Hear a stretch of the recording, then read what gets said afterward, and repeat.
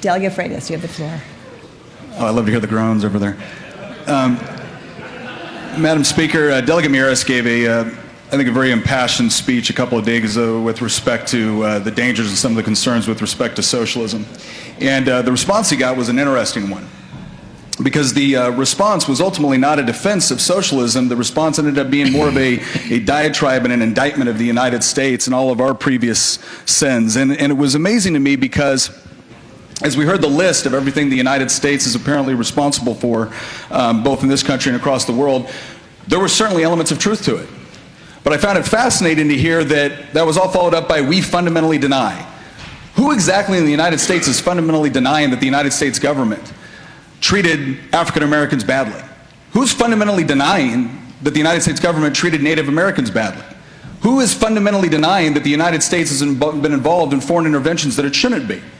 Nobody's denying that. In fact, I would tell the delegate that make these accusations that if you want to look for regimes that fundamentally deny their past and current sins, I would encourage you to actually look at those regimes which have adopted the socialist philosophy. Because as we look at what was happening within the Soviet Union, we didn't see Pravda getting up there and actually doing a good editorial response to what Stalin was doing when he was actually massacring and starving out his own people. We don't see the press under Red China that was going and talking about the tens of millions of people that were dying under Mao's Great Leap Forward and Cultural Revolution. We see people being locked up in Cuba and Venezuela for being political dissenters. So while yes, while the United States does have things within our history that we can be ashamed of and that we should seek atonement for, the idea that we don't have a discussion, or we don't have a press, or we don't have an academia that is willing to actually call out those episodes in our history, and that we don't have people on both sides of the aisle that recognize those points of our history and seek to actually make atonement, is ridiculous. But that is very common in socialist regimes. The other thing that I thought was interesting is that socialism has become something of a caricature because of the way it's been represented to many people in this country by socialists. Delegate Carter did not actually describe what socialism was, or whether it was a particular brand of socialism that he supported. He simply listed out a series of objectives. We want people to be free from want. We want people to have food. We want people to have clothes. We want people to have shelter. We want people to have health care. I've got news for everybody. We all want those things. The devil is in the details with respect to how do you actually intend to achieve those things.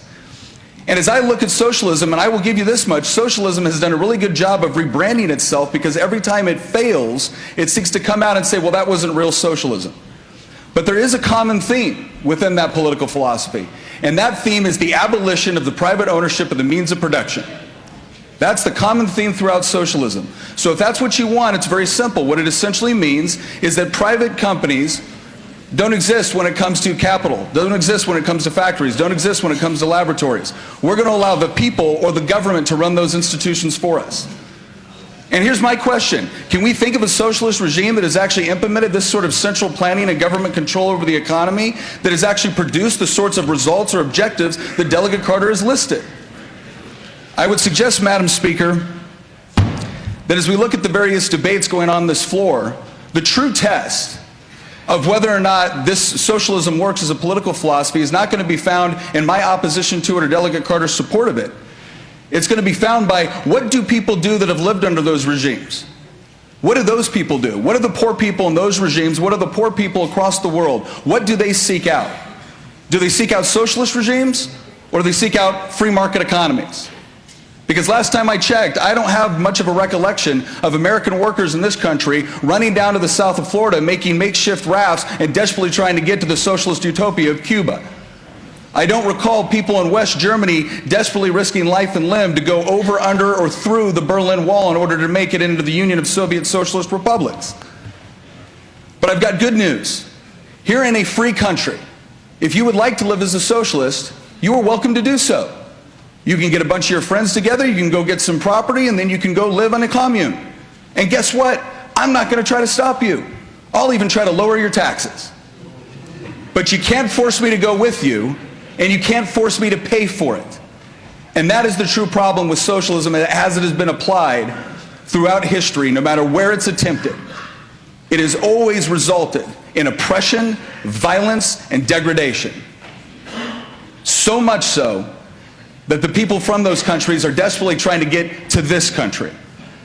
And so, Madam Speaker, I would just simply say the United States is not just a country of entrepreneurs, it's not just a country of scientists, of artisans. We are also ultimately a country of people that rebel against any sort of political philosophy which would seek to deprive us of our liberty. And that is why I believe that socialism will never take root here in the United States. Thank you, Madam Speaker.